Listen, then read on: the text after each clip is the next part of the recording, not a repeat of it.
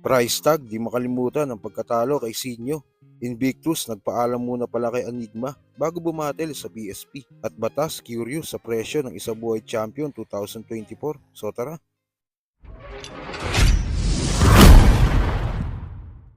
Isa nga si Price tag sa undefeated ng flip top. Last battle niya nga sa 1-on-1 kontra Batas noong Ahon 7. Nagkaroon siya ng undefeated record na 6-0. Simula kay Badang, Saito, Aklas, Prus, Abra at Batas. Nagkaroon din siya ng promo battle kontra Righteous One. Tol, tumayo ka, di ba? As in, pare. As in, dahan-dahan talaga.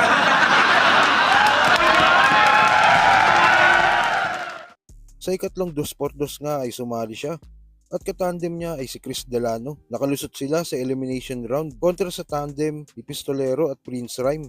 Ikaw lang yung prinsipe na nung hinalikan, nagmukha lalong palaka. Nung hinalikan mo si Sleeping Beauty, shit, mas pinili niyang humiga. Yung nalaman ni Rapunzel na ikaw yung aakyat, nagpamuhok siya bigla. Pero sa quarterfinals nga, dito nakaharap nila ang tandem ng Tipsinyo. Maganda naging laban, pero lamang talaga ang Tipsinyo sa pen game nila. Nandito kayo para sa STD, nagkamali kayo ng pinasok na pinto. Tangina, marami madidisappoint ngayong gabi kasi hanggang height na lang tong si Tipsy at Sinyo. Dalawang gustong maging hari, maging katulad ni Simba ang gusto. Pero yung crowd nyo, Magmumukhang Rafiki kasi mga unggoy lang magbubuhat sa inyo. sabi na kay Aklas, Saan ka lang hiram ng bayag para harapin ako? sabi na kay Abra. Paano ka nagkaroon ng sapat na bayag para labanan ako? Kasi sa pagkakaalam ko, pag mga gangster ang hinahanap ay gulo. Ewan ko sa gagong to, bakit bayag yung gusto. 8-0 advances the tournament. Senior Tipsy D. Simula nga nun ay hindi na muling bumatel pa si Price tag sa flip top. Fast forward, March ng 2019. Isa nga sa nagpa-boom ng karir ni Price tag ay ang laban sa Sunugan kontra Makagago. Nagmistulang mismatch ang naging laban nila dahil hindi naman talaga battle rapper si Makagago. Taong 2022, na-interview siya sa podcast ng Dogbrak TV at dito ay sinabi niya ang laban sa Tipsinyo. Doon niya naramdaman ang pagkatalo.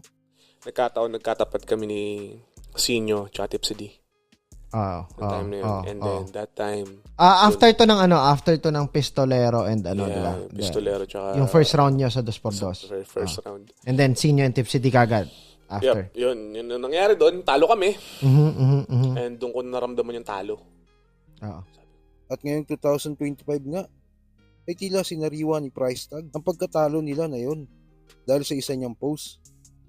Tingin niyo ba mga kuys, maganda kayang match up ang Price tag versus Sinyo? At sa kabilang balita naman si Invictus nga ang Isabuhay Champion ng 2023. Pero matapos nga makuha ni Invictus ang titulo na yon, ay tumawid siya sa kabilang liga, which is sa PSP, at sumali pa siya sa Matira Mayaman Tournament. Pero nalaglag kaagad siya sa elimination round kontra Aklas. Nagkaroon pa siya ng isa pang battle sa nasabing liga kontra Romano at muli siyang natalo. Pero sa dalawang yon ay dikit talaga naging laban dahil nga sa pagbattle ni Invictus sa PSP.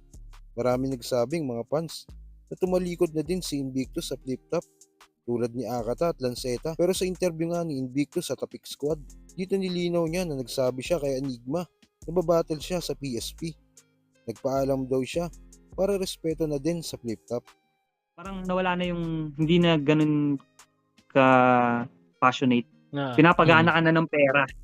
Ginagawa mo na lang to para sa pera. Yun mismo na yun yung naging mali ko. Na kaya sabi ko kay Sir Arik nung tinatanong niya, gusto mong bumatel? Sabi ko sa kanya, hindi pa muna. Kumbaga, hinabol ko yung pera. Ngayon, okay na ako doon. Kailangan ko muna magpahinga. Tapos isipin yung mga susunod kong galaw. Kumbaga, para sa kultura na to ulit eh. Kumbaga, nagkamali ako. Pero nag-gets kasi ni Sir Arik sa akin yun. Tinanong niya sa akin magkano bayad, pat, ganyan. Sabi ko, ganito sir, ganito, may leverage pa akong ganito. Naintindihan niya naman. Kahit si Sayad, lagi akong pinagsasabihan yan. Kuya-kuya ko na yan eh. Biglang mag-chat pa yan, champ, pat, parang hindi maganda sa sa image ng champion na nagbebenta ka ng ticket, ganyan. Ganun yun, si Kuya Ralph. Oo, sobrang appreciated ko yun. Tapos yun, pagkakwentuhan namin kung magkano, tapos may intindihan niya. Tapos ayun, minake sure ko naman na sabi ko, kunin ko lang yung pera. na tipong magiging secured na ako. Tapos di na ako babalik doon. Kung ano lang, yung ano lang, yun nga. Kasi totoo naman na sa flip top, hindi mo naman makukuha talaga yung ganun. Na ano. Tapos sinabi ko rin naman kay Sir Arik na ayoko siyang i-pressure na bigyan ako ng ganun. Pero syempre ako may pamilya na ako. Na kailangan ko lang ng 2 battle, Sir Arik, tapos na ako. Balik na ako sa'yo. Love na kita. Kumbaga, I love you. May sasambitin lang akong lihim nang walang nagtatanong. Dati sa daming mga emsing na kulong at nabaon, tanging si Arik lang tahimik na tumulong, kaya ngayon nais aminin, Sir Enigma, ikaw yung tunay na kampiyon. At sa uling balita naman, naging issue nga nakaraang taon ang premyo ng isa buhay champion dahil usual naman na sinasabi ni Enigma na 100k. Pero matapos nung ilabas ni Pibus ang 1 million na champion ng Matira Mayaman Tournament, dito hindi na binanggit kung magkano ba ang magiging premyo ng isa buhay champion. Kahit sa pag-announce kay GL bilang kampiyon ng isa buhay 2024, ay hindi na ito nabanggit. Sa pag-uusap nga ni Batas at Sayad sa YouTube channel na Batasismo, dito ay nakikurious sila kung magkano ang nakuha ni GL na premyo ng isa buhay champion ng 2024. Curious lang din ako dahil parang hindi na ina-advertise ng flip top yung premyo ng isa buhay. Magtanong. Sandali, pakiulit, nawawala yung boses mo eh. Ay, nangyari na akong magtanong. Okay. Pero curious din ako. Pero ano yun parang alam ko mula nung nagka-intro na yung kinukumpara ng mga tao yung iba-ibang liga, maliban sa flip top kinukumpara para matapos yung usapan, parang ang naging strategy, wala naman talagang pakailan yung mga MC dyan sa cash prize, kinukuha talaga nila yung title. So, hindi na-advertised. Pero, ewan ko, wala rin akong idea, Mark, kung anong pinagbago ng cash prize sa isang buhay. Okay. Ano lang, parang napansin ko lang kasi kasi alam ko nga, simula nung taon issue yun di ba?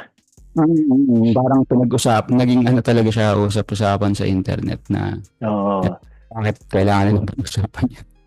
Tapos itong isa buhay ng 2024, habang pinapanood ko yung, syempre sila GL, sila Vitrum, parang hindi ko na nakikita yung premyo.